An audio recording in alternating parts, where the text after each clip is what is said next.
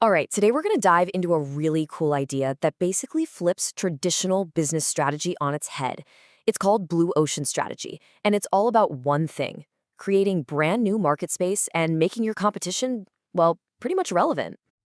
You know that feeling, right? Where you're in this constant, brutal fight for the exact same customers. You're locked in a price war, just trying to claw out a slightly bigger slice of a pie that seems to be shrinking. It's totally exhausting, and it's what most businesses do every single day. But what if there was another way? So, to really get the solution, we first have to understand the core conflict. The authors who came up with this whole strategy, W. Chan Kim and Renee Mauborgne, they use this really powerful metaphor: red oceans versus blue oceans. And this chart just nails the two competing mindsets. Red ocean strategy, that's what most of us are taught. You compete, you beat the other guy, you grab a piece of the demand that's already out there. It's a zero-sum game, plain and simple.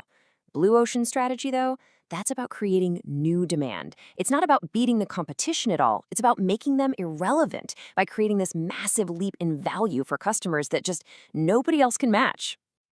The thing is, most of us are swimming in red oceans. I mean, a perfect example from the source material is the US wine industry back around the year 2000. Supply was absolutely exploding, but demand was flat. So you had hundreds of wineries fighting tooth and nail for the same shelf space, which just drove prices down. It was a classic red ocean, totally bloody with competition. So, okay, if red oceans are the problem, what's the engine that actually gets you into a blue ocean? Well, it all comes down to one single core concept. And that concept is value innovation. This is the absolute cornerstone of the whole strategy. It basically throws out that old trade-off that says you can either be different or be the low-cost leader. Instead, it's about going after both at the exact same time. By focusing on creating this huge leap in value for your customers, you naturally find ways to lower your costs, and you break that old value-cost compromise. Now that sounds great in theory, but how do you actually do it? Let's look at the first big tool for charting your course to a blue ocean. This thing is called the strategy canvas. Think of it like a visual diagnostic tool.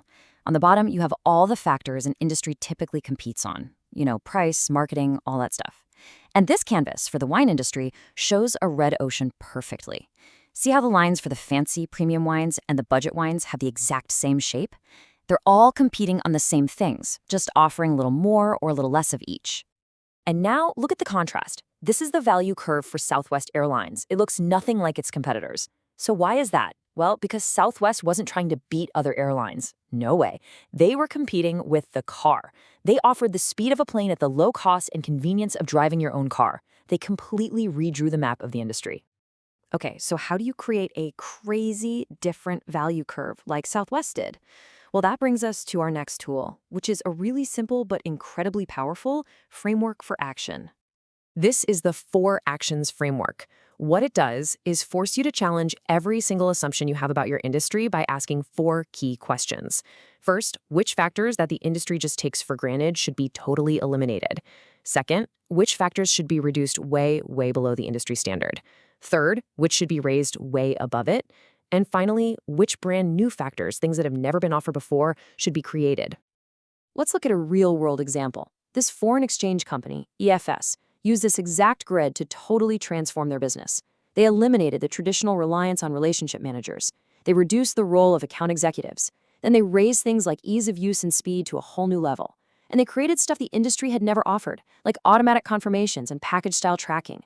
Their tagline even became the FedEx of foreign exchange. Now that is value innovation in action. And look, this isn't just some theory from a textbook. We see companies creating blue oceans all around us, especially in the tech world. Just take Canva, for instance. The red ocean was dominated by super complex, really expensive software like Adobe. Canva didn't even try to compete on features. Instead, they eliminated the steep learning curve and created an entirely new market of non-designers by making graphic design unbelievably simple, accessible, and all based on templates. Or think about Zoom. The video conferencing market was this red ocean of clunky, complicated tools that, let's be honest, nobody liked using. Zoom created its blue ocean by reducing the features down to just the essentials and raising simplicity and reliability to a level nobody had ever seen. One click, and it just worked. And Slack is another perfect example. They didn't just try to build a better email client. No, they totally redefined team communication by eliminating all that inbox chaos and creating a new space centered on real-time, channel-based collaboration. It just made the old siloed way of working feel totally obsolete. Okay, these are great stories, but does this strategy actually translate to measurable success? I mean, why does this all matter to the bottom line? Well, the research is overwhelmingly clear. Multiple studies have shown that companies that apply Blue Ocean strategy consistently outperform their rivals across the board. They capture way more market share, they achieve higher profitability, and they even see big boosts in customer satisfaction and employee productivity. And it just makes sense, right? When you create a whole new market, you're not locked in a price war. You build incredible brand loyalty because you were the first and only one. It's not just a clever idea, it's a proven blueprint for real, sustainable growth. And this quote from the authors, it just perfectly captures the entire philosophy. It's a total paradigm shift.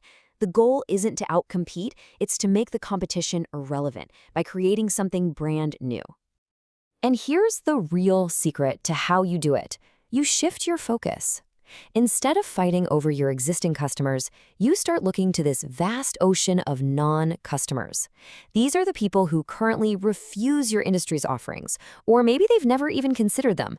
That is where the massive, untapped demand is just sitting there, waiting. So the real takeaway here is this.